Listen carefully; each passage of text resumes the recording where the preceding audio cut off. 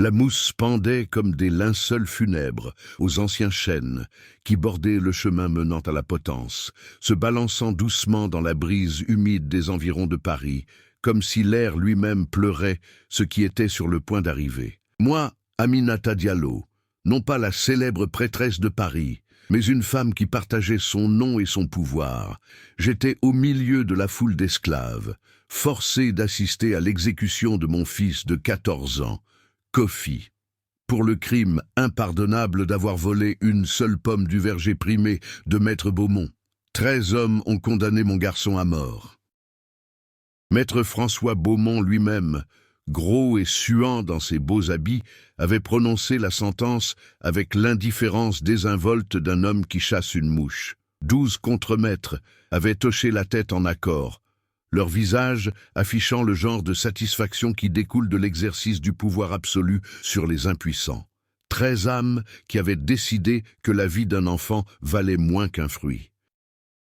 Que cela serve de leçon à tous les esclaves de cette plantation, déclara Maître Beaumont, sa voix résonnant à travers la foule rassemblée comme le prononcé d'un dieu corrompu. Le vol ne sera pas toléré, quel que soit l'âge du voleur ou la valeur de ce qui a été dérobé. La propriété est la propriété, et ceux qui enfreignent les droits des propriétaires doivent en subir les conséquences.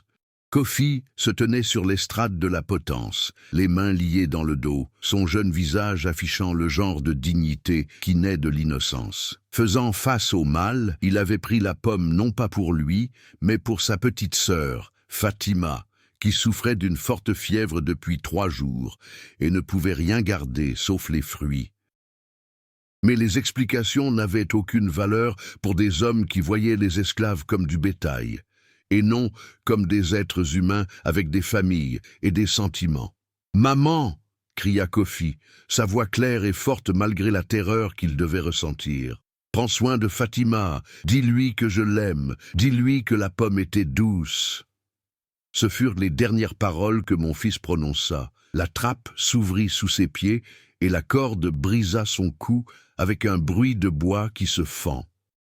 Mon beau garçon, mon premier-né, ma fierté et ma joie, était mort à 14 ans, assassiné par 13 hommes qui s'étaient convaincus que sa vie n'avait aucune valeur. Mais ils se trompaient sur la valeur de sa vie, et ils étaient sur le point de découvrir à quel point ils se trompaient.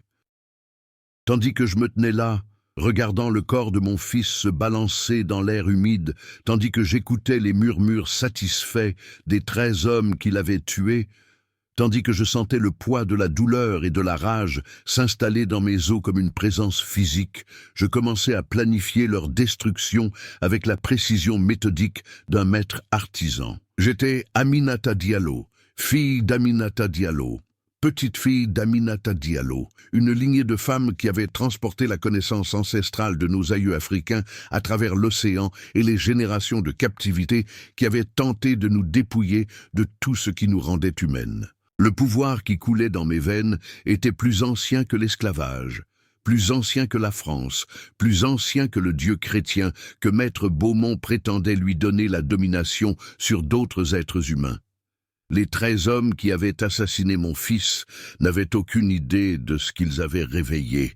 Ils ne me voyaient que comme une esclave de plus en deuil, impuissante à riposter contre leur autorité, condamnée à accepter leur jugement et à continuer ma vie comme si de rien n'était. Mais ils n'avaient jamais rencontré la fureur d'une mère dont l'enfant lui a été volé. Ils n'avaient jamais fait face à la colère d'une femme qui commandait des forces que leur compréhension limitée ne pouvait englober. Alors que la foule commençait à se disperser et que les contremaîtres commençaient à ramener les esclaves à leur quartier, je restais debout sous la potence où le corps de mon fils pendait encore. J'ai tendu la main et touché son pied, sentant la chaleur qui commençait déjà à s'échapper de sa chair, et j'ai prononcé un serment qui ébranlerait les fondations de la plantation Beaumont. « 13 hommes t'ont tué, mon bébé. » murmurai-je, ma voix à peine audible, mais portant le poids de la certitude absolue. 13 hommes mourront pour ce qu'ils ont fait. Un pour chaque jour, un pour chaque année de ta vie, un pour chaque souffle qu'ils ont volé à tes poumons. Je le jure par les esprits de nos ancêtres, par le pouvoir qui coule dans mon sang, par l'amour qui ne mourra jamais.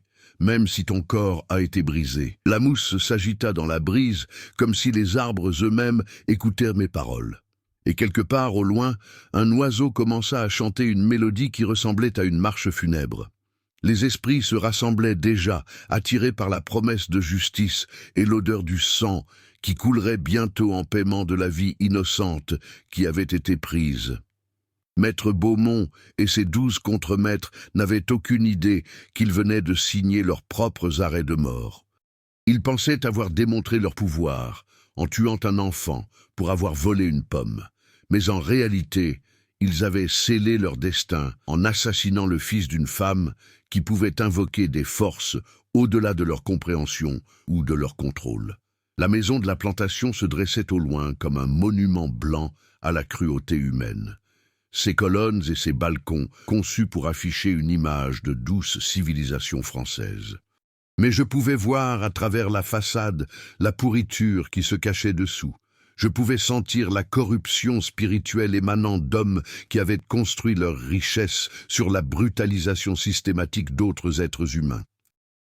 Cette nuit-là, alors que la plantation s'apaisait dans un calme agité et que les autres esclaves murmuraient des prières pour l'âme de Kofi, je commençais le travail qui transformerait leur cruauté désinvolte en un cauchemar au-delà de leur imagination la plus folle.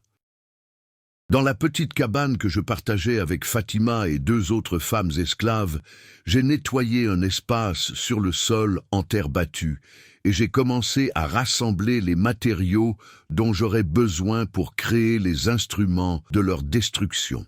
13 poupées, une pour chacun des hommes qui avaient tué mon fils. Chaque poupée serait créée avec une attention méticuleuse aux détails, incorporant des objets personnels de sa victime désignée. Des cheveux, des fibres de vêtements, des rognures d'ongles, tout ce qui créerait une connexion spirituelle entre la poupée et l'homme qu'elle représentait. Chaque poupée serait bénie avec les rituels ancestraux que ma grand-mère m'avait enseignés, chargés du pouvoir des esprits qui exigeaient justice pour le sang innocent qui avait été versé. La première poupée que j'ai créée était pour Maître Beaumont lui-même, l'homme qui avait prononcé l'arrêt de mort avec une indifférence si désinvolte. J'ai utilisé de l'argile des rives de la Seine, mélangée à de la terre de cimetière et au sang de mon propre doigt pour former la forme de base. La mousse de l'arbre de la potence servait de cheveux, tandis qu'un morceau de tissu arraché à l'une de ses chemises jetées fournissait le vêtement. Tandis que je travaillais, je chantais les paroles que ma grand-mère m'avait apprises, invoquant les esprits de nos ancêtres pour qu'ils témoignent de mon travail et bénissent mon but. Les loas qui gouvernent la justice et la vengeance s'agitèrent en réponse à mon appel, et je pouvais sentir leur présence remplir la petite cabane comme la fumée d'un feu sacré. Papa Legba, ouvreur du chemin, je t'appelle pour dégager la voie vers la justice, murmurai-je, mes mains façonnant l'argile avec une habileté pratique. Baron Samedi, seigneur des morts, je te prie de préparer une place pour ceux qui ont assassiné l'innocent. Erzulie-Dantor, mère féroce, je t'implore de me prêter ta force dans cette œuvre de juste vengeance. La poupée prit forme sous mes doigts, devenant plus que de l'argile, de la mousse et du tissu, devenant un réceptacle pour les forces spirituelles qui allaient bientôt réclamer la vie de Maître Beaumont. Quand elle fut complète, je la tins contre le clair de lune qui filtrait par l'unique fenêtre de la cabane, et j'aurais juré de la voir bouger légèrement, comme si elle était déjà animée par le pouvoir que j'y avais investi. « François Beaumont, dis-je, parlant directement à la poupée comme si c'était l'homme lui-même, tu as tué mon fils pour une pomme. Maintenant, tu paieras de ta vie pour cette pomme. Les esprits ont entendu mon appel, et ils viennent te chercher. » J'ai enveloppé la poupée dans un morceau de tissu noir, et l'ai placée dans la boîte en bois où je gardais mes objets les plus sacrés, les os, les herbes et les pierres, qui me connectaient au royaume spirituel qui existait parallèlement au monde de l'esclavage et de l'oppression. Demain, je commencerai à travailler sur la 2e poupée et le jour suivant sur la 3e, jusqu'à ce que les 13 instruments de justice soient achevés et bénis. Mais même en planifiant la création des poupées restantes, je pouvais sentir le pouvoir s'accumuler autour de la première. Je pouvais sentir les forces spirituelles se rassembler comme des nuages d'orage à l'horizon.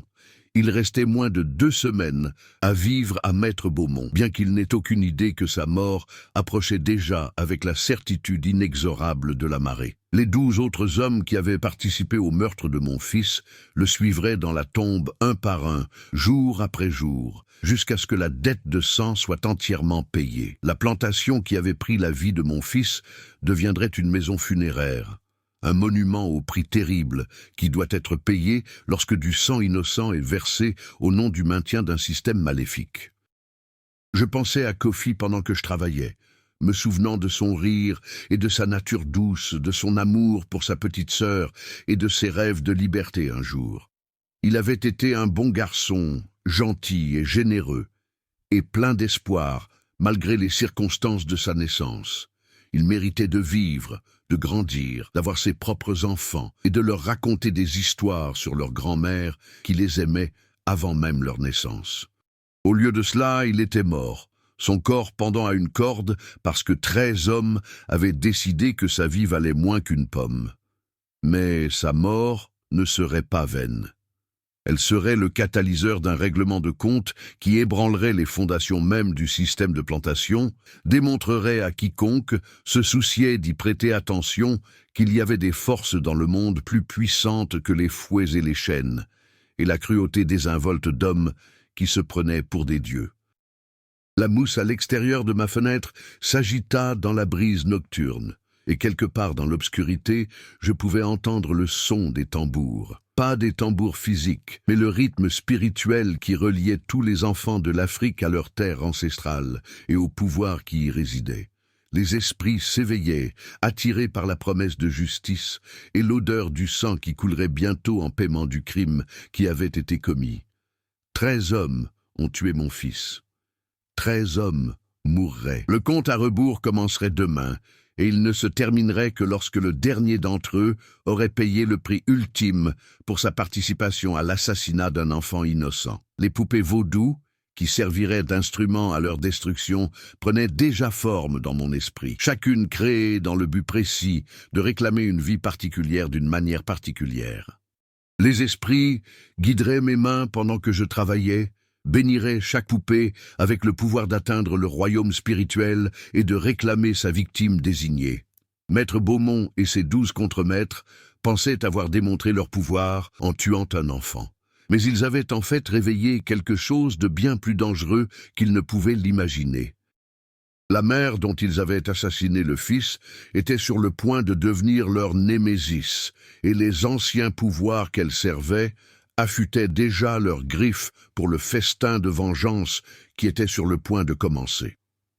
La 2e nuit, après l'exécution de Kofi, je commençais à travailler sur les 12 poupées restantes qui serviraient d'instrument à la justice divine. Chacune exigeait une planification minutieuse et une exécution précise.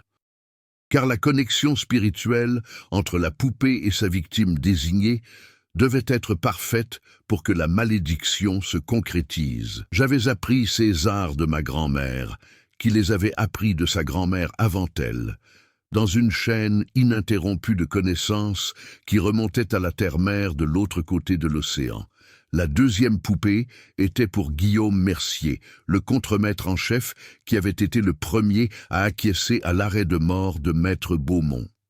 Mercier était un homme cruel qui se délectait de la souffrance des autres, qui avait personnellement administré d'innombrables coups de fouet et était connu pour séparer les familles pour son propre amusement. Il conservait une collection de fouets dans sa cabane, chacun conçu pour un type de punition spécifique, et il les entretenait avec le soin que d'autres hommes pourraient accorder à de beaux instruments de musique. J'ai réussi à obtenir quelques-uns de ses cheveux chez le barbier de la ville, où il se rendait chaque mois pour faire tailler sa barbe. Le barbier, un homme de couleur libre nommé Mamadou, était compatissant envers le sort des esclaves, et avait discrètement collecté les coupures de cheveux lorsque je lui avais expliqué à quoi elles serviraient.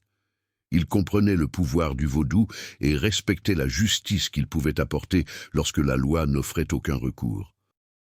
L'argile pour la poupée de Mercier provenait de la même berge que la première, mais je l'ai mélangée à différents éléments pour refléter sa nature particulière et la mort spécifique qui l'attendait.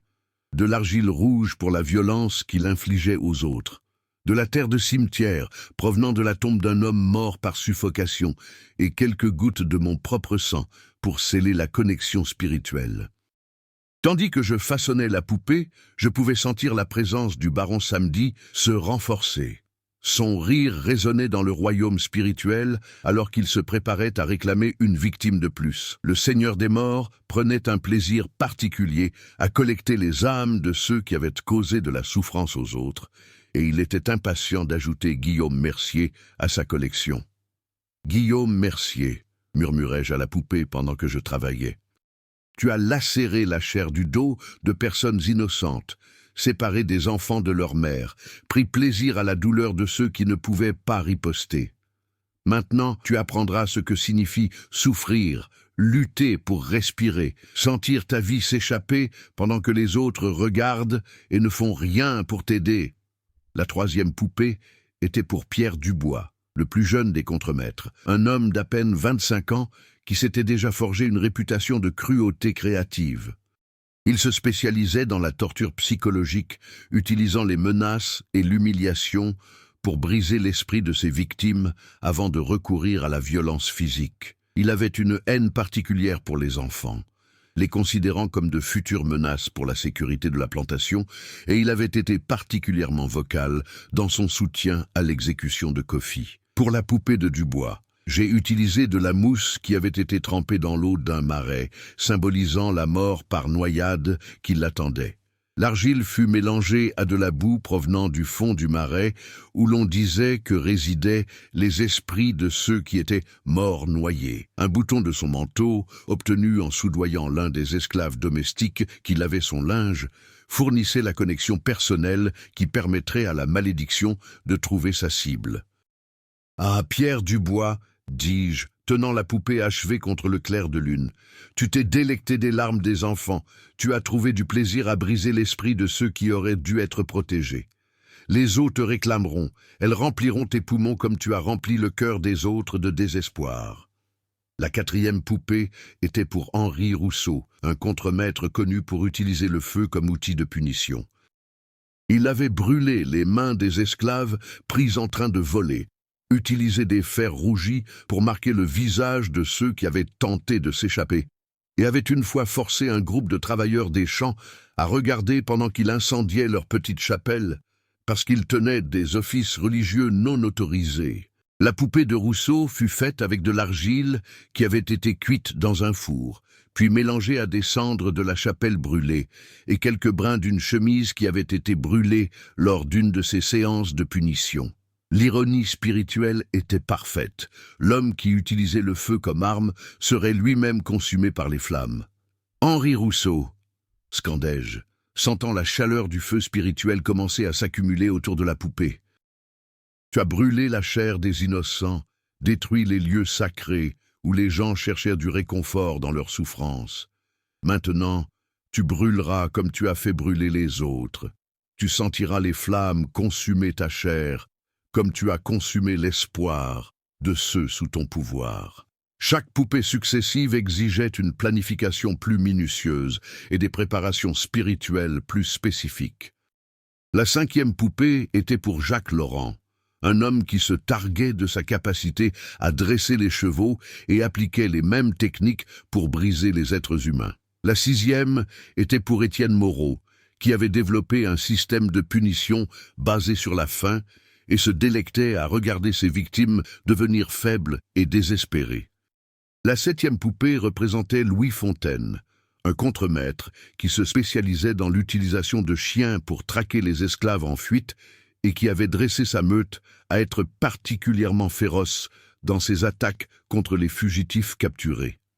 La 8e était pour Antoine Girard, un homme qui avait fait du fouet une science et pouvait asséner exactement le nombre de coups nécessaires pour infliger une douleur maximale sans tuer sa victime. La 9e poupée fut créée pour Michel Leroy, un Breton qui avait embrassé le système de plantation avec la ferveur d'un converti, déterminé à prouver sa dignité d'être accepté par la communauté établie. La 10e représentait Nicolas Blanchard, un autre Breton qui avait trouvé dans la position de contremaître un moyen d'exercer le pouvoir qui lui était refusé dans son pays natal. La 11e poupée était pour René Petit, un homme dont la cruauté n'était égalée que par sa stupidité, qui avait accédé à sa position par sa volonté d'exécuter les ordres sans poser de questions ni avoir de conscience. La 12e était pour Luc Martin, le plus jeune des contremaîtres, qui était impatient de se montrer digne de sa position en surpassant même ses collègues dans la brutalité de ses punitions. Chaque poupée fut créée avec des matériaux spécifiques qui reflétaient la nature de sa victime désignée et la mort qui l'attendait. Chacune fut bénie avec les rituels appropriés et chargée du pouvoir spirituel nécessaire pour atteindre le voile entre les mondes physiques et spirituels. Chacune fut enveloppée dans un tissu noir et placée dans ma boîte sacrée, où le pouvoir combiné des 13 poupées s'accumulerait et se concentrerait jusqu'à devenir une force imparable de justice divine. Tandis que je travaillais sur les dernières poupées, je pouvais sentir la pression spirituelle grandir dans la petite cabane. Je pouvais sentir la présence des Loa devenir plus forte à chaque figure terminée. L'air lui-même semblait s'épaissir de pouvoir, et les autres femmes qui partageaient la cabane commençaient à se plaindre de rêves étranges et de sensations inexplicables. « Aminata » murmura Fatima, ma fille survivante, en me regardant travailler sur la 13e et dernière poupée. « Ah, qu'est-ce que tu fais? Je peux sentir quelque chose dans l'air, quelque chose qui me glace la peau et fait battre mon cœur. Je prépare la justice pour ton frère. » répondis-je, ne levant pas les yeux de mon travail. 13 hommes ont tué Kofi, et 13 hommes paieront le prix de sa vie. Les esprits ont entendu mon appel, et ils se rassemblent pour collecter ce qui est dû. La 13e poupée était la plus importante de toutes, car elle représentait Maître Beaumont lui-même, l'homme qui avait prononcé l'arrêt de mort, qui avait condamné mon fils à mourir pour le crime d'avoir tenté de nourrir sa sœur malade. Cette poupée exigeait les préparations spirituelles les plus puissantes, les matériaux sélectionnés le plus soigneusement, les bénédictions les plus puissantes. L'argile provenait du cimetière, où les anciens maîtres de la plantation étaient enterrés, mélangés à de la terre du carrefour, où l'on disait que les esprits se rassemblaient à minuit. La mousse de l'arbre de la potence servait de cheveux, tandis qu'un morceau de tissu arraché à l'oreiller même de Maître Beaumont fournissait la connexion personnelle. La poupée fut ointe d'huile qui avait été bénie par les esprits de la justice et de la vengeance, et elle fut enveloppée dans un tissu qui avait été taché de mes propres larmes. « François Beaumont, dis-je, tenant la poupée achevée à 2 mains, sentant toute la puissance du royaume spirituel se concentrer dans cette seule figure. Tu es l'architecte de la mort de mon fils, l'homme qui a décidé que sa vie valait moins qu'une pomme. Tu seras le dernier à mourir. Tu regarderas tes contremaîtres tomber un par un et tu comprendras que le pouvoir que tu pensais exercer n'était rien comparé aux forces que tu as réveillées. Avec les 13 poupées achevées et bénies, je les ai disposées en cercle sur le sol de la cabane. Chacune tournée vers l'intérieur en direction d'une bougie qui brûlait d'une flamme qui semblait danser à son propre rythme. L'énergie spirituelle dans la pièce était maintenant si intense qu'elle en était presque visible, créant des ombres qui bougeaient indépendamment de la lumière de la bougie et des sons qui semblaient provenir d'un autre monde. J'ai commencé le rituel final qui activerait la malédiction, invoquant tous les esprits qui gouvernent la justice et la vengeance pour qu'ils témoignent de mon travail et bénissent mon but. Les mots que je prononçais étaient dans l'ancienne langue que ma grand-mère m'avait enseignée, la langue sacrée qui reliait tous les enfants de l'Afrique à leur terre ancestrale et au pouvoir qui y résidait.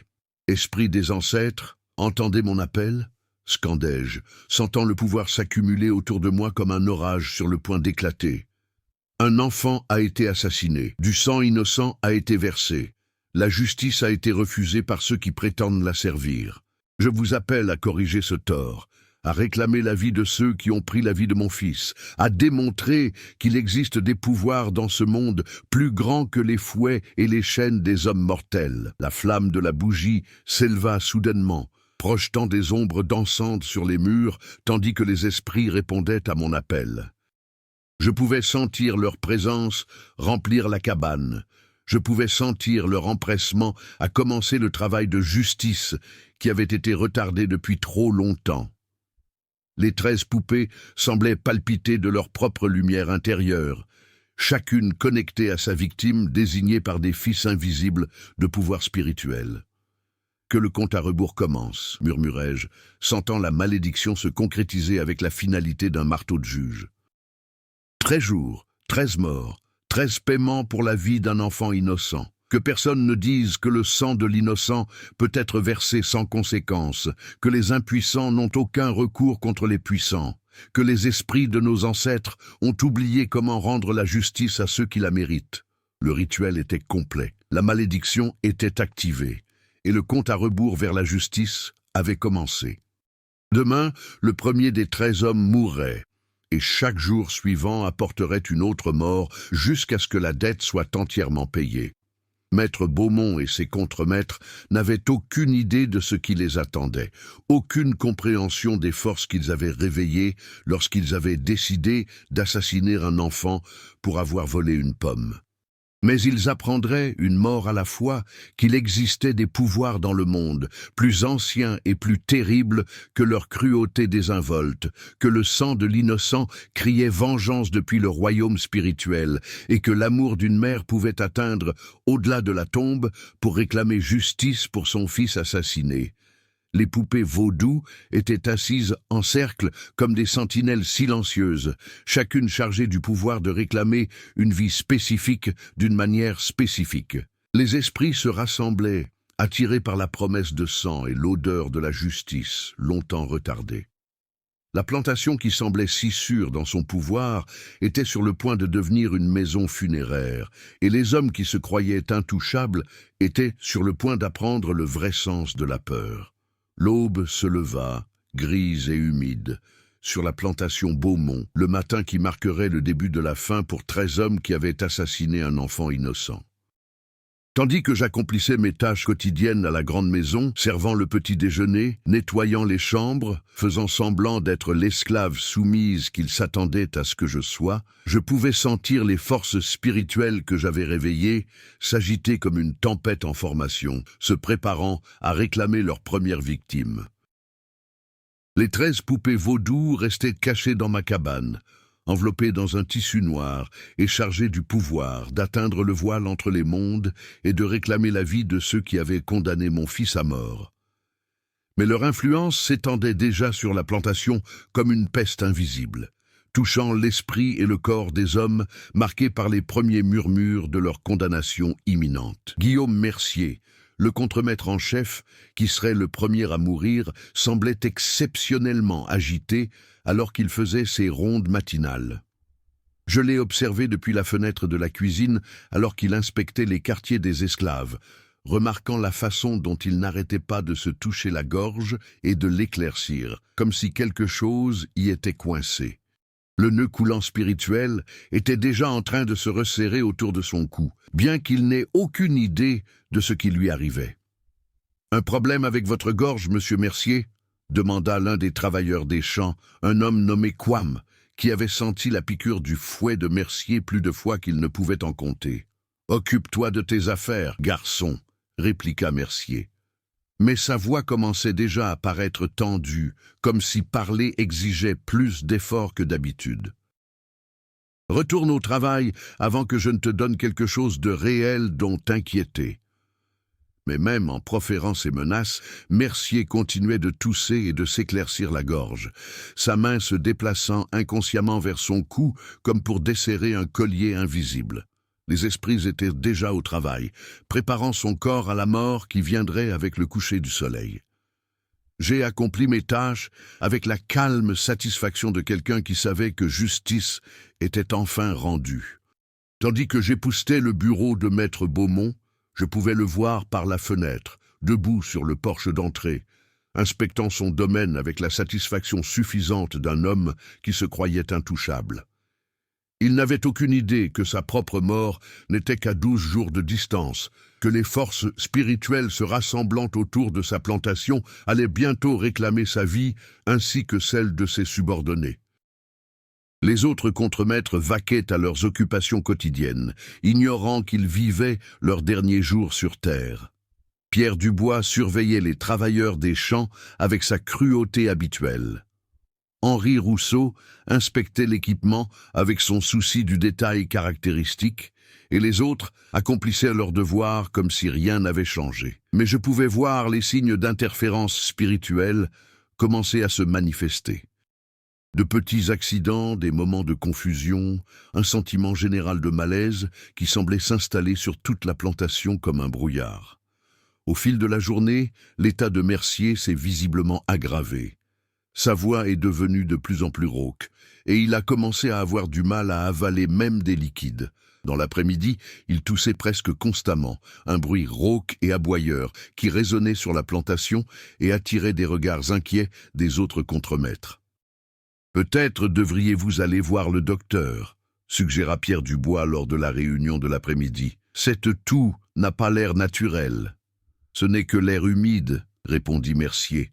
Mais sa voix n'était plus qu'un murmure maintenant, et parler semblait lui causer une douleur considérable. « Je serai bien demain, mais il ne le serait pas. » Alors que la nuit approchait et que le soleil commençait à se coucher sur les environs de Paris, je pouvais sentir les forces spirituelles que j'avais réveillées concentrer leur attention sur leur première cible. La poupée vaudou représentant Guillaume Mercier appelait son homologue dans le monde physique, aspirant sa force vitale à travers le voile entre les mondes et se préparant à réclamer ce qui était dû. J'étais en train de servir le dîner dans la grande maison lorsque l'acte final commença. Par la fenêtre de la salle à manger, je pouvais voir Mercier trébucher dans la cour en direction de sa cabane. Une main agrippée à sa gorge, tandis qu'il luttait pour respirer. Les autres contremaîtres avaient remarqué sa détresse et le suivaient, leur visage affichant les premiers signes d'une véritable inquiétude. « Guillaume !» cria Henri Rousseau. « Qu'est-ce qui ne va pas? On dirait que tu t'étouffes. » Et en effet, c'était exactement ce qui se passait. Le nœud coulant spirituel qui serrait la gorge de Mercier toute la journée réclamait maintenant sa victime, coupant son apport en air avec la certitude inexorable d'une corde physique. Il s'effondra sur ses genoux dans la terre, les mains agrippant son cou, tandis qu'il luttait pour une respiration qui ne venait pas. Les autres contremaîtres se rassemblèrent autour de lui, essayant d'aider, mais n'ayant aucune idée de ce qui causait sa détresse. Il n'y avait rien de physiquement anormal avec sa gorge, aucune obstruction qui pouvait être retirée, aucune blessure qui pouvait être traitée. La force qui le tuait existait dans le royaume spirituel, hors de portée de la médecine mortelle ou de l'intervention. « Appelez le docteur !» cria maître Beaumont depuis le porche, mais même au moment où les mots sortaient de sa bouche, Guillaume Mercier convulsa une fois et s'immobilisa. Ses yeux fixés sur le ciel qui s'assombrissait et son visage était figé dans une expression de terreur et d'incrédulité. Le premier des 13 hommes qui avaient assassiné mon fils était mort, réclamé par des forces au-delà de leur compréhension ou de leur contrôle. La plantation éclata en confusion et en alarme, tandis que la nouvelle de la mort subite de Mercier se répandait parmi les contremaîtres et les esclaves domestiques. Maître Beaumont faisait les 100 pas sur le porche comme un animal en cage, exigeant des explications que personne ne pouvait fournir. Le docteur, lorsqu'il arriva finalement, ne parvint pas à déterminer la cause du décès. Le corps de Mercier ne présentait aucun signe de maladie ou de blessure, aucune indication de ce qui l'avait tué. « C'est comme s'il avait juste arrêté de respirer », dit le docteur à maître Beaumont, sa voix reflétant sa stupéfaction. « Je n'ai jamais rien vu de tel. Un homme en bonne santé ne meurt pas comme ça, sans raison. » Modum. Mais je connaissais la raison. Et tandis que j'accomplissais mes tâches dans la grande maison, je ressentais une profonde satisfaction à voir le premier paiement prélevé pour la vie de mon fils.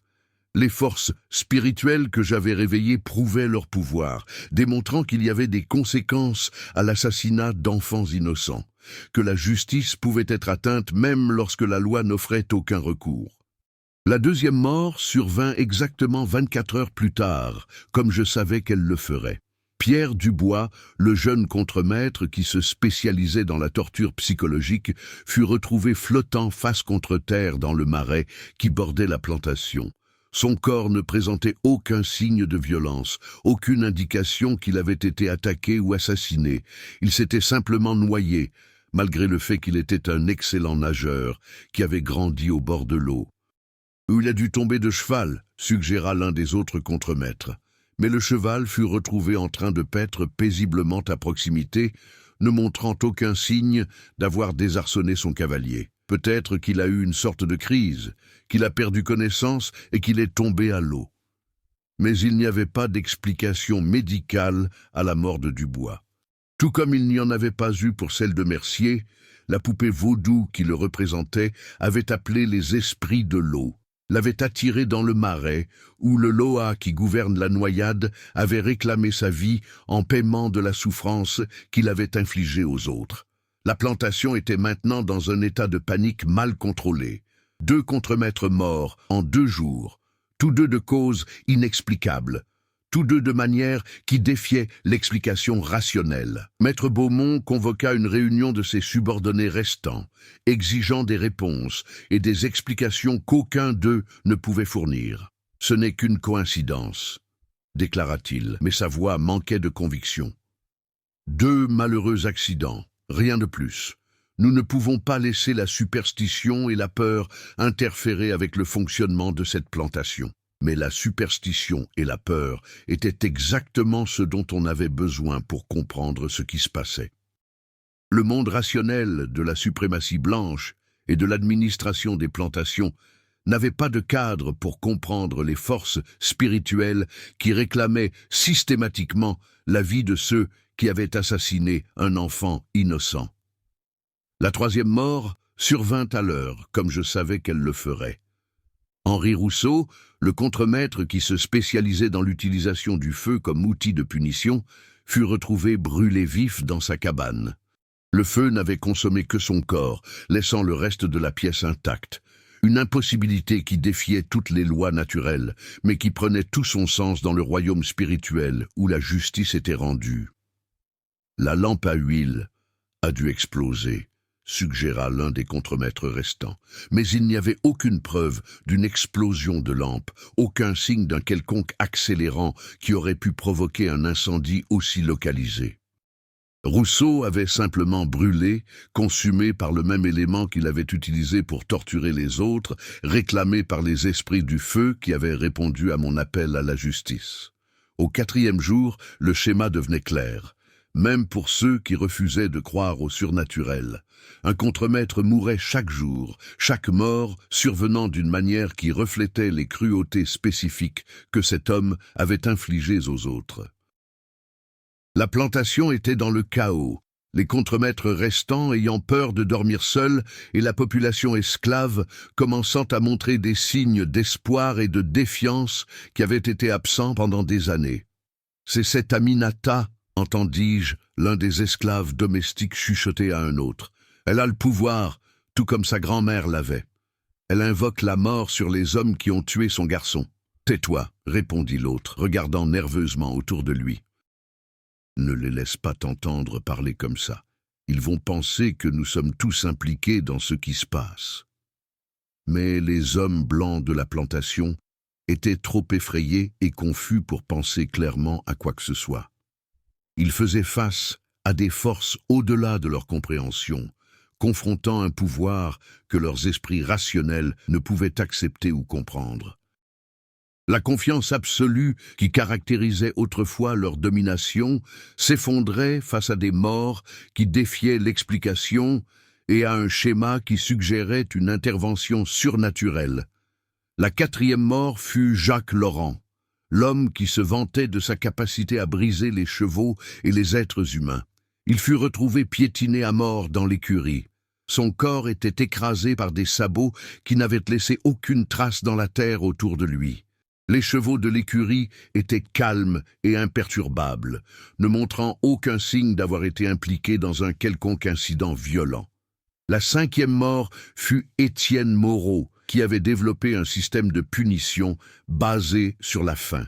Il fut retrouvé mort dans sa cabane, son corps montrant tous les signes d'être mort de faim, bien qu'il ait mangé un repas complet quelques heures auparavant. Son estomac était vide, son corps était émacié et son visage était figé dans une expression de faim désespérée. Au sixième jour, Maître Beaumont commençait à s'effondrer sous la pression.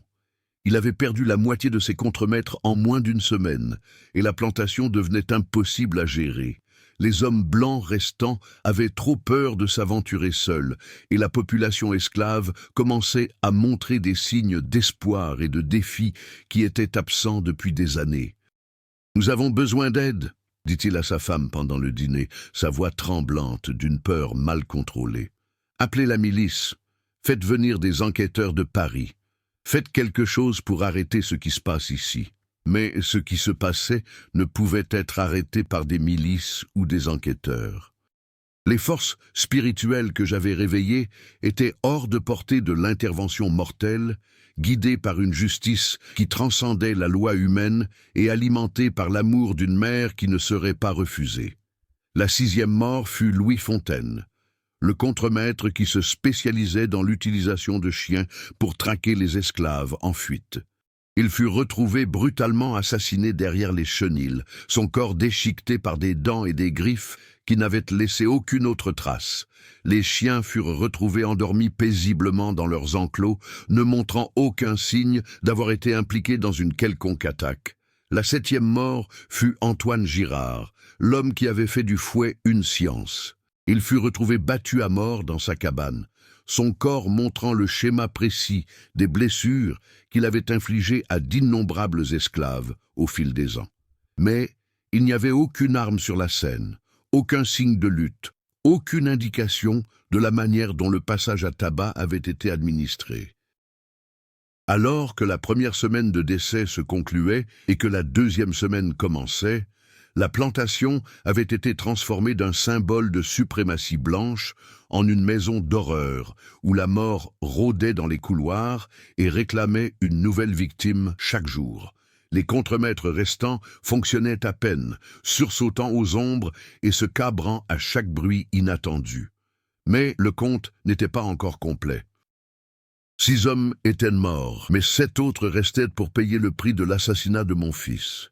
Les poupées vaudou continuaient leur travail, appelant à travers le voile entre les mondes, et réclamant la vie de ceux qui avaient condamné un enfant innocent à mort pour le crime d'avoir tenté de nourrir sa sœur malade.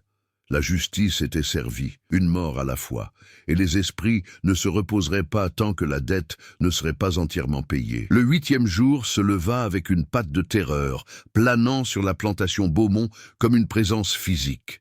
Michel Leroy, le contremaître breton qui avait embrassé le système de plantation avec la ferveur d'un converti, fut retrouvé mort dans l'égreneuse de coton.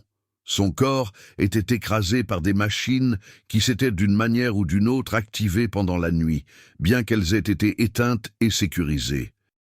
Les engrenages et les roues ne montraient aucun signe de dysfonctionnement, aucune indication de la façon dont ils avaient pu commencer à bouger, ni pourquoi ils s'étaient arrêtés après avoir réclamé leur victime. Maître Beaumont se tenait à côté du corps, son visage pâle et défait, ses mains tremblant alors qu'il luttait pour conserver une apparence d'autorité face à des forces qu'il ne pouvait comprendre ou contrôler. La plantation, qui était autrefois sa fierté et sa joie, son symbole de pouvoir et de prospérité, était devenue un cauchemar où la mort rôdait dans les couloirs et réclamait une nouvelle victime chaque jour avec une précision surnaturelle. « Il faut que ça s'arrête », murmura-t-il, sa voix à peine audible au-dessus des chuchotements des esclaves rassemblés pour assister à la dernière manifestation de la justice divine. « Quelqu'un fait ça. Quelqu'un tue mes contremaîtres, et je veux savoir qui. » Mais même en prononçant ces mots, il semblait comprendre leur futilité. Les morts, qui avaient affligé sa plantation pendant plus d'une semaine, défiaient l'explication rationnelle, se produisant de manière qui suggérait une intervention surnaturelle plutôt qu'une action humaine. Le monde rationnel de l'administration des plantations et de la suprématie blanche n'avait pas de cadre pour comprendre ce qui se passait. Aucun outil pour combattre un ennemi qui existait dans le royaume spirituel. J'ai observé depuis la fenêtre de la cuisine les contremaîtres restants se rassembler autour de leurs collègues morts, leur visage affichant le genre de peur qui vient de la confrontation avec des forces au-delà de la compréhension humaine. Nicolas Blanchard, René Petit et Luc Martin, 3 hommes qui se promenaient autrefois sur la plantation avec la confiance du pouvoir absolu, se blottissaient maintenant ensemble comme des enfants effrayés, sursautant à chaque ombre et se cabrant à chaque bruit inattendu. « Nous devons partir », suggéra Blanchard, son accent breton épais de terreur. « Faire nos valises et nous enfuir d'ici avant que ceux qui nous tuent ne réclament le reste d'entre nous. »« Et aller où ?» répondit Petit, sa voix brisée par la tension. « Cette chose, quelle qu'elle soit, ne s'arrêtera pas juste parce que nous changeons d'endroit. Elle suit un schéma, nous éliminant un par un. S'enfuir ne nous sauvera pas. »« Alors que suggères-tu » demanda Martin, son jeune visage vieilli par une semaine de peur constante. « Nous ne pouvons pas combattre quelque chose que nous ne pouvons pas voir. Nous ne pouvons pas comprendre ce qui nous tue, ni comment l'arrêter. » Ils avaient raison. Bien sûr, il n'y avait pas d'échappatoire à la justice qui était rendue, aucun moyen d'éviter les forces spirituelles qui avaient été réveillées par l'assassinat d'un enfant innocent. Les poupées vaudou, qui représentaient chacun d'eux, appelaient à travers le voile entre les mondes, aspirant leur force vitale dans le royaume où les esprits des ancêtres attendaient de réclamer ce qui était dû. La 9e mort survint cette nuit-là, alors que le soleil se couchait sur le marais et que la mousse s'agitait dans la brise humide. Nicolas Blanchard fut retrouvé pendu dans sa cabane, suspendu par une corde qui ne montrait aucun signe d'avoir été nouée par des mains humaines. Les nœuds étaient différents de tout ce que les autres contremaîtres avaient jamais vu. Des motifs complexes qui semblaient se déplacer et se transformer lorsqu'on les regardait directement, comme s'ils existaient partiellement dans une autre dimension. « Il ne s'est pas pendu », dit René Petit, regardant le corps avec une fascination horrifiée.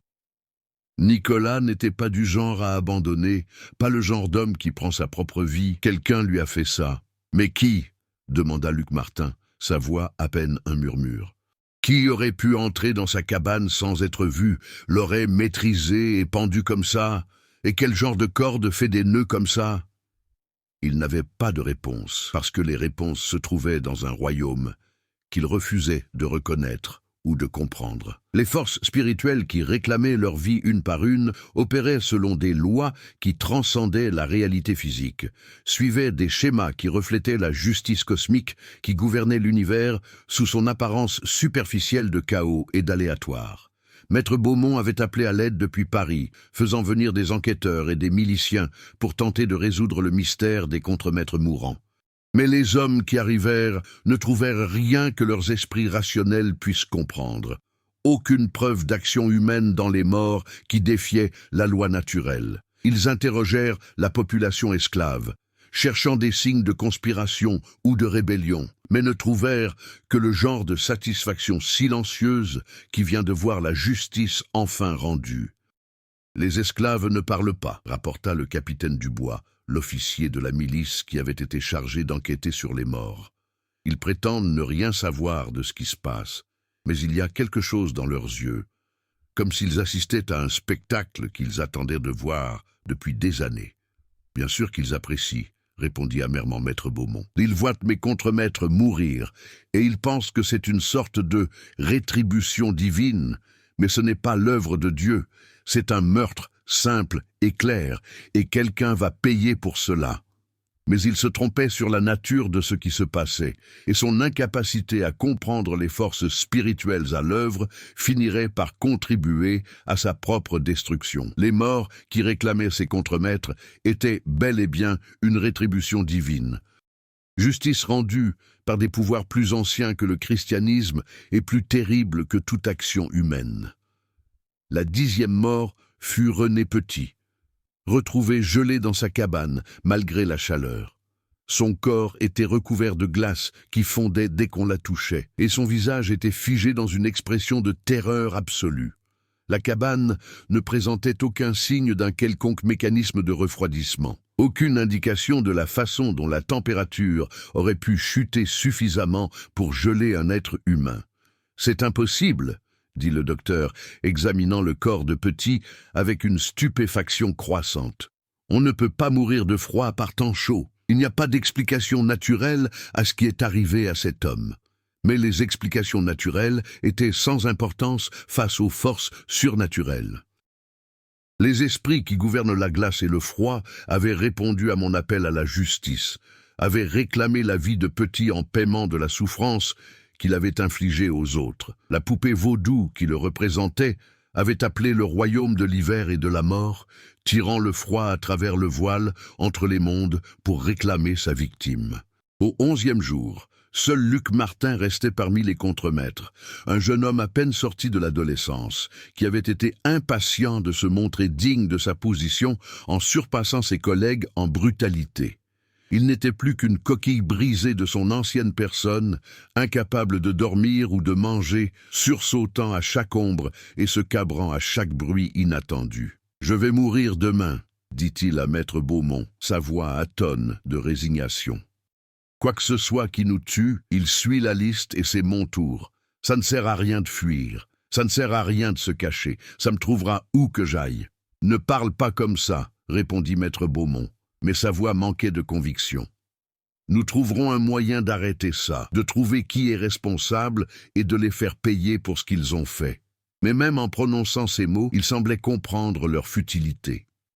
11 de ces 12 contremaîtres étaient morts, tués par des forces qui défièrent l'explication rationnelle et suivaient un schéma qui suggérait une intervention surnaturelle.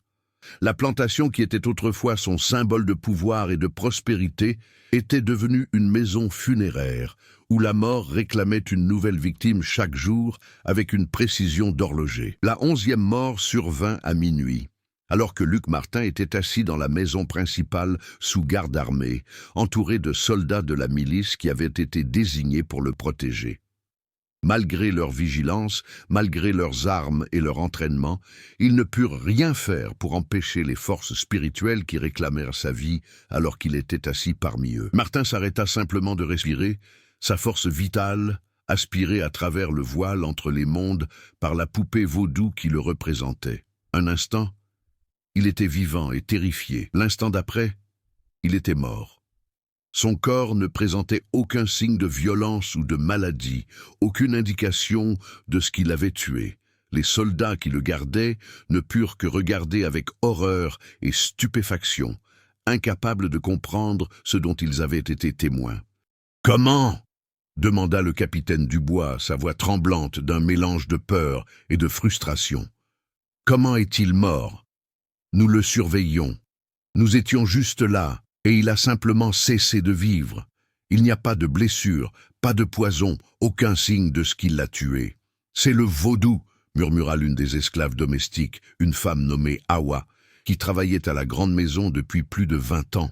Quelqu'un a jeté une malédiction sur cet endroit, invoqué les esprits pour réclamer la vie de ceux qui méritent de mourir. Vous ne pouvez pas combattre les esprits avec des armes et des soldats. Vous ne pouvez pas protéger quelqu'un qui a été marqué pour la mort par les Loa. Absurdité superstitieuse, répondit le capitaine Dubois, mais sa voix manquait de conviction. Il y a une explication rationnelle à ce qui se passe ici. Quelqu'un tue ces hommes, et nous allons découvrir qui. Mais il ne trouverait jamais d'explication rationnelle parce qu'il n'en existait pas. Les morts qui avaient réclamé 11 contremaîtres en 11 jours étaient l'œuvre de forces spirituelles qui opéraient selon des lois au-delà de la compréhension humaine, guidées par une justice qui transcendait la compréhension mortelle. Maintenant, seul Maître Beaumont restait, l'architecte de la mort de mon fils, l'homme qui avait prononcé la sentence qui condamnait Kofi à mourir pour avoir volé une pomme. Il était le 13e et dernier nom sur la liste de ceux qui paieraient pour leurs crimes. La dernière victime qui serait réclamée par les forces que j'avais réveillées à travers ma douleur, ma rage et mon amour. Mais sa mort ne viendrait pas immédiatement. La malédiction que j'avais créée était conçue pour le faire souffrir comme j'avais souffert, pour le forcer à regarder son monde s'effondrer autour de lui, pour comprendre que le pouvoir qu'il pensait être absolu n'était rien comparé aux forces qu'il avait réveillées en assassinant un enfant innocent. La plantation était dans un chaos complet maintenant. La population esclave, célébrant ouvertement la mort de leurs oppresseurs, et la communauté blanche, fuyant en terreur des forces qu'ils ne pouvaient comprendre ou contrôler. Maître Beaumont était assis seul, dans sa grande maison, entouré des fantômes de ses contremaîtres morts, et de la connaissance que sa propre mort approchait, avec la certitude inexorable de la marée. « Aminata !» m'appela-t-il pendant que je servais son dîner la 12e nuit, sa voix tremblante de peur et de désespoir. « Je sais que vous pouvez m'entendre. Je sais que vous êtes responsable de ce qui se passe ici. S'il vous plaît, je vous en supplie, arrêtez cette folie. Je ferai ce que vous voulez. Je vous donnerai tout ce que vous demanderez. Faites juste que ça s'arrête. » Mais il était trop tard pour supplier, trop tard pour négocier, trop tard pour quoi que ce soit, sauf pour la justice qui avait été retardée depuis trop longtemps. Mon fils était mort, assassiné pour le crime d'avoir tenté de nourrir sa sœur malade, et la dette de sang ne serait pas satisfaite tant que le dernier de ces assassins n'aurait pas payé le prix ultime. « Demain, dis-je calmement, ma voix portant le poids de la certitude absolue. Demain, vous rejoindrez vos contremaîtres dans la mort. Vous paierez le paiement final pour la vie que vous avez volée à mon fils. Les esprits vous attendent, maître Beaumont. Ils ont été patients, mais leur patience a pris fin. Le 13e jour était sur le point de se lever, et avec lui viendrait l'acte final de justice qui était en préparation depuis 13 jours.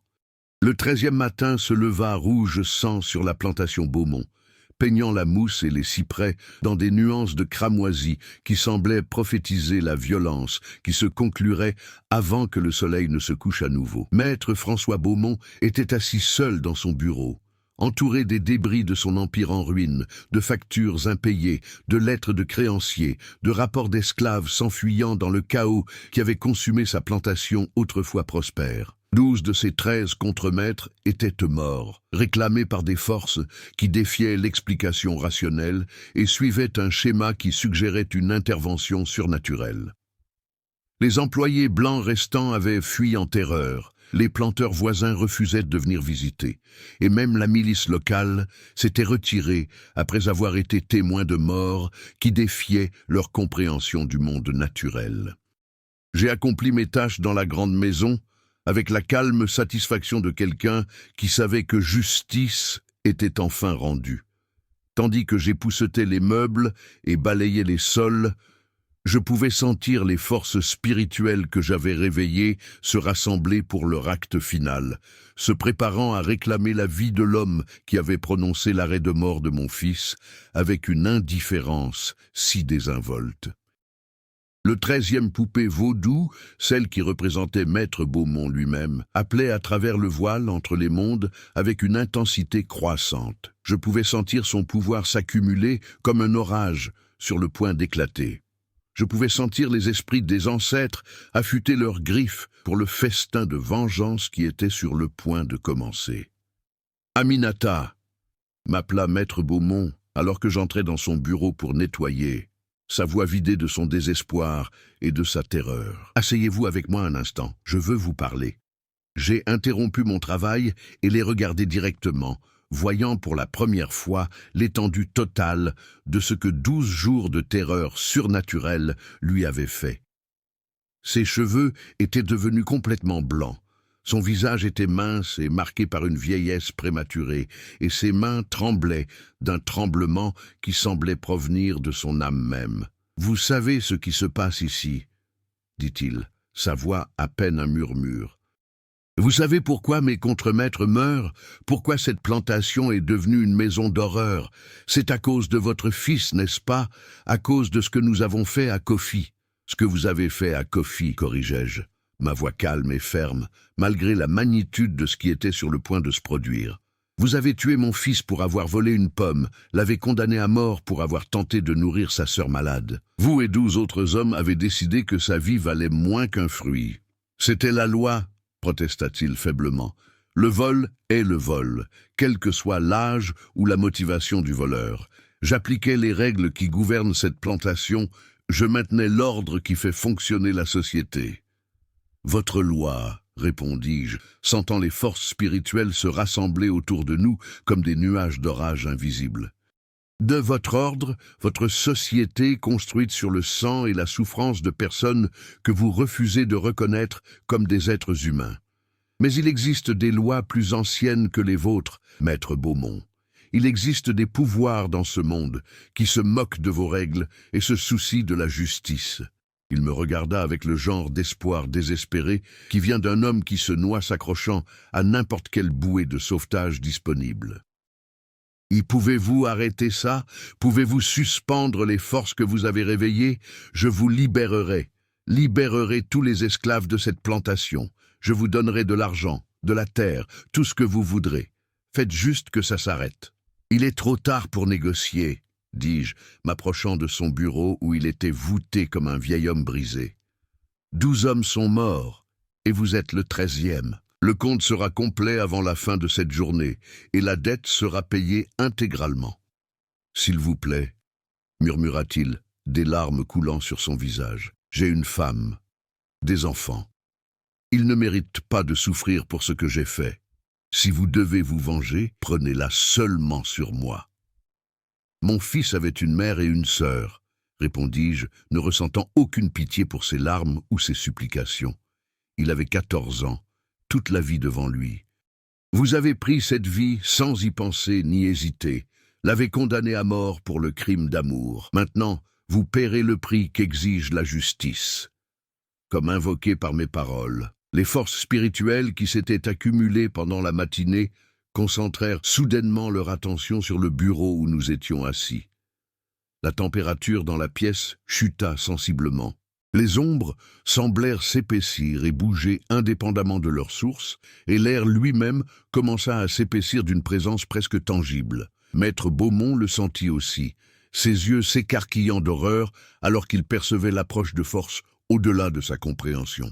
« Qu'est-ce qui se passe ?» halta-t-il, sa respiration visible dans l'air soudainement glacial.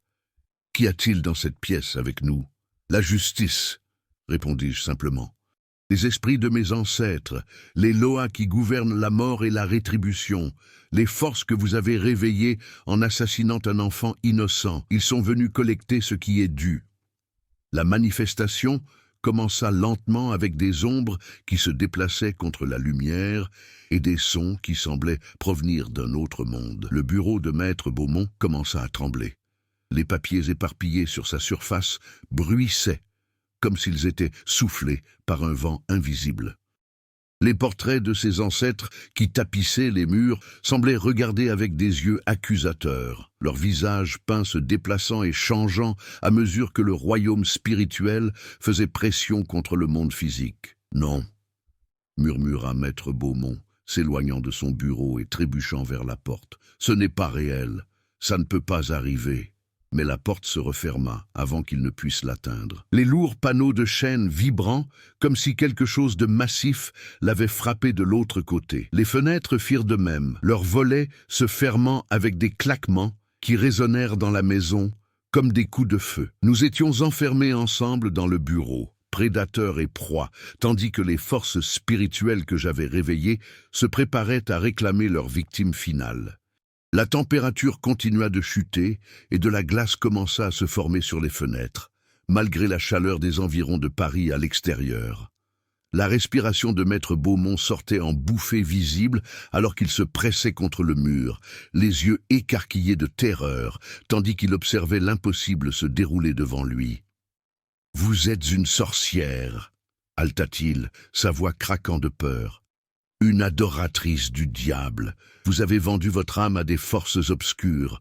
Je suis une mère, corrigeai-je, sentant la puissance des ancêtres couler à travers moi comme du feu liquide. Une mère dont le fils a été assassiné par 13 hommes qui se croyaient au-dessus des lois de la justice. Les esprits que je sers ne sont pas des ténèbres, ils sont les gardiens de l'innocent, les protecteurs de ceux qui ne peuvent se protéger. L'air dans la pièce commença à scintiller comme des vagues de chaleur, et des figures commencèrent à se matérialiser dans l'obscurité croissante, des formes translucides qui semblaient être composées d'ombre et de clairs de lune. Les esprits des ancêtres qui avaient répondu à mon appel à la justice.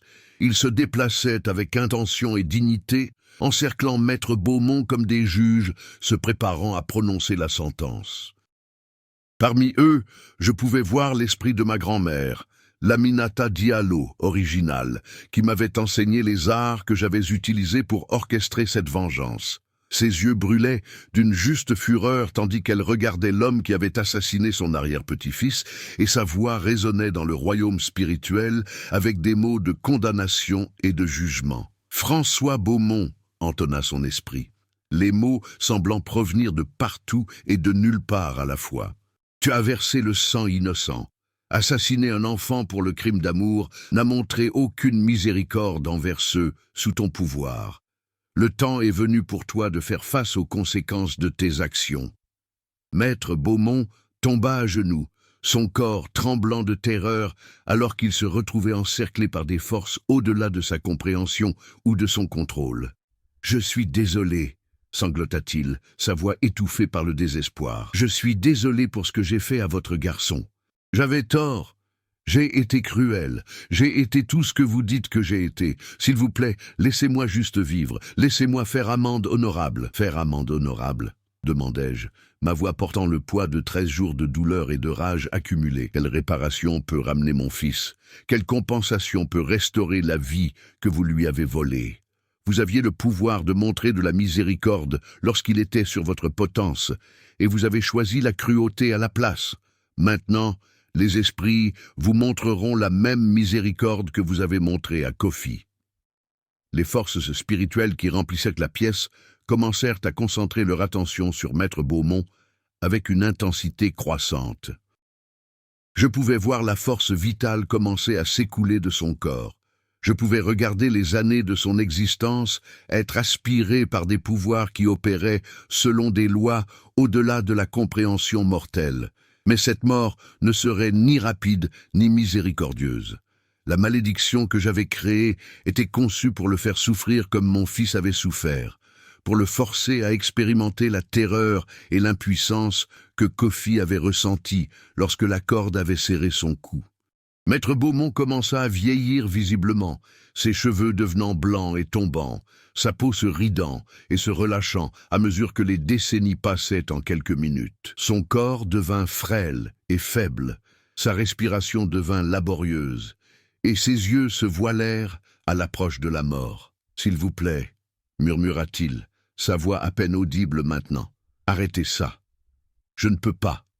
Je ne peux pas respirer. Mon fils non plus, » répondis-je, ne ressentant aucune pitié pour sa souffrance. « Kofi non plus, alors que votre corde écrasait sa gorge et lui volait sa vie. Vous ne lui avez montré aucune miséricorde, et vous n'en recevrez aucune en retour. » Les convulsions de la mort de Maître Beaumont durèrent près d'1 heure, son corps se convulsant, tandis que les forces spirituelles réclamèrent sa vie petit à petit, instant par instant. Lorsqu'il s'immobilisa finalement, son visage était figé dans une expression de terreur absolue, ses yeux fixés sur le plafond, comme s'il pouvait voir le jugement qui l'attendait dans quelque royaume où son âme était traînée. Les forces spirituelles qui avaient rempli la pièce commencèrent à se dissiper, leur travail achevé et leur justice satisfaite. La température revint à la normale, les ombres reculèrent à leur position naturelle, et l'atmosphère oppressante qui avait marqué la présence des ancêtres se dissipa comme le brouillard devant le soleil du matin. Je me tenais seul dans le bureau avec le corps de l'homme qui avait assassiné mon fils, sentant un profond sentiment d'achèvement s'installer sur moi comme une bénédiction. 13 hommes avaient de condamner Kofi à mort, et 13 hommes avaient payé le prix ultime pour leurs crimes. La dette de sang était satisfaite, et les esprits des ancêtres pouvaient se reposer en sachant que justice avait été rendue. La nouvelle de la mort de Maître Beaumont se répandit rapidement parmi ceux qui restaient de la population de la plantation.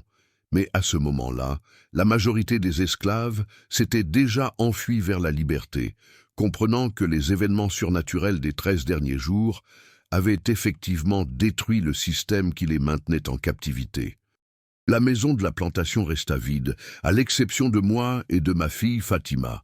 Ces pièces résonnaient des fantômes, des 13 hommes qui étaient morts pour leurs crimes. Les champs étaient en jachère. Les machines étaient silencieuses. Et la grande maison, qui était autrefois un symbole de la suprématie blanche et de la prospérité de la plantation, était devenue un monument au prix terrible qui doit être payé lorsque du sang innocent est versé. Je suis resté sur la plantation pour le reste de ma vie, non pas comme esclave, mais comme gardienne d'un lieu où justice avait été faite et où les esprits des ancêtres avaient démontré leur pouvoir.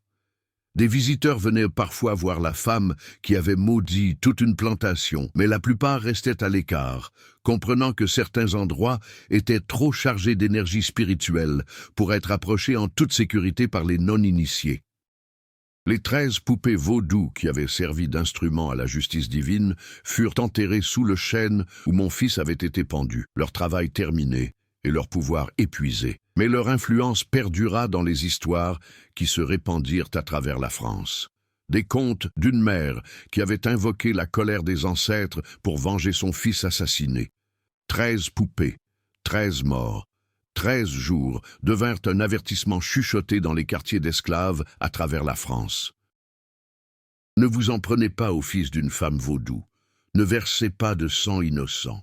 Ne pensez pas que le pouvoir vous rend intouchable. Les esprits veillent et ils se souviennent de tout. La révolution est venue et repartie. L'esclavage a été officiellement aboli et le monde a changé autour de la plantation abandonnée où j'ai vécu avec les fantômes de 13 hommes morts. Mais je suis resté, vieillissant dans les ruines du système qui avait tenté de détruire ma famille. Un rappel vivant que certaines formes de justice transcendent la loi humaine et opèrent selon des principes plus anciens que la civilisation elle-même. Je suis morte en 1870, à l'âge de 63 ans, retrouvée paisiblement dans mon lit par Fatima, qui était restée avec moi pendant toutes les années de solitude et de souvenirs. Mes dernières paroles, selon ceux qui étaient présents, furent « Kofi, maman rentre à la maison ». La plantation fut finalement vendue et subdivisée, mais la maison principale ne fut jamais plus occupée avec succès. Chaque famille qui tenta d'y vivre rapporta des événements étranges, des ombres qui bougeaient indépendamment, des sons provenant de pièces vides et un sentiment accablant d'être observé par des yeux invisibles.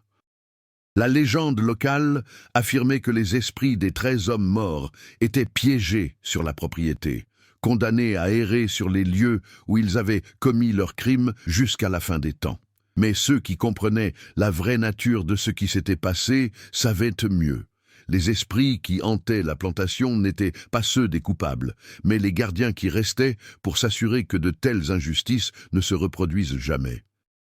L'histoire d'Aminata Diallo et de ses 13 poupées vaudou est devenue une partie du folklore qui a soutenu la communauté afro-française pendant les difficiles années de la reconstruction et au-delà. Elle a été racontée et répétée dans d'innombrables variations, chaque version ajoutant de nouveaux détails tout en préservant le message essentiel que l'amour est plus fort que la haine, que la justice finira par prévaloir et que même les plus impuissants peuvent trouver des moyens de riposter contre ceux qui détruiraient leur famille. Ce fut l'histoire d'Aminata Diallo, qui a choisi l'amour plutôt que la soumission, la justice plutôt que l'acceptation, et le pouvoir spirituel plutôt que la faiblesse terrestre. Son acte de vengeance surnaturelle est devenu un symbole d'espoir pour les esclaves à travers la France. La preuve que même l'oppression la plus systématique ne pouvait pas détruire de manière permanente les liens entre une mère et son fils, ou faire taire les voix des ancêtres qui exigeaient justice pour l'innocent. Les 13 hommes qui avaient assassiné son fils apprirent trop tard qu'il y avait des forces dans le monde plus puissantes que les fouets et les chaînes, plus terribles que toute autorité terrestre, plus durables que les systèmes d'oppression qu'ils servaient. Leurs morts servirent d'avertissement à tous ceux qui feraient du mal aux innocents, une démonstration que l'univers lui-même exige un paiement lorsque des enfants sont assassinés pour le crime d'amour. La plantation qui était autrefois un symbole de la suprématie blanche et de la captivité humaine est devenue un monument au pouvoir de l'amour maternel et de la justice spirituelle. Un lieu où les ancêtres ont démontré leur capacité à atteindre le voile entre les mondes et à réclamer ce qui leur était dû. L'histoire d'Aminata nous rappelle que l'héroïsme prend de nombreuses formes, qu'il est parfois la réponse la plus puissante à l'injustice, la volonté d'invoquer des forces au-delà de la compréhension humaine, et que l'amour entre une mère et son fils est l'un des liens les plus sacrés de l'univers, un lien que même la mort ne peut briser. Les échos de l'histoire d'Aminata continuent de résonner aujourd'hui, un rappel que la justice différée n'est pas toujours la justice refusée, que l'amour peut transcender la mort elle-même, et que ceux qui nuisent aux innocents le font à leur propre risque et péril. Son récit nous montre qu'il existe des pouvoirs dans le monde au-delà de la compréhension humaine, des forces qui opèrent selon des lois plus anciennes que la civilisation et plus durables que toute autorité terrestre. À une époque où tant de gens se sentent impuissants face à l'oppression systématique, l'exemple d'Aminata nous rappelle qu'il y a toujours des ressources disponibles pour ceux qui savent y accéder, que le royaume spirituel offre des formes de justice qui transcendent la loi humaine, et que les liens d'amour et de famille sont parmi les forces les plus puissantes de l'univers. Si ces histoires de courage et de justice surnaturelle vous inspirent, rejoignez notre communauté dédiée à la préservation des histoires cachées de ceux qui ont riposté contre l'injustice sous toutes ses formes. Abonnez-vous pour découvrir plus de récits, de résistance spirituelle et de rétribution divine à travers l'histoire, et partagez vos réflexions sur la façon dont ces récits continuent d'éclairer notre compréhension de la justice, de la famille et des forces mystérieuses qui façonnent notre monde. Ces histoires sont importantes non seulement comme récits historiques, mais comme des rappels que l'amour triomphe de tout, que la justice finira par prévaloir et que l'univers lui-même est aux côtés de ceux qui protègent les innocents contre ceux qui leur feraient du mal.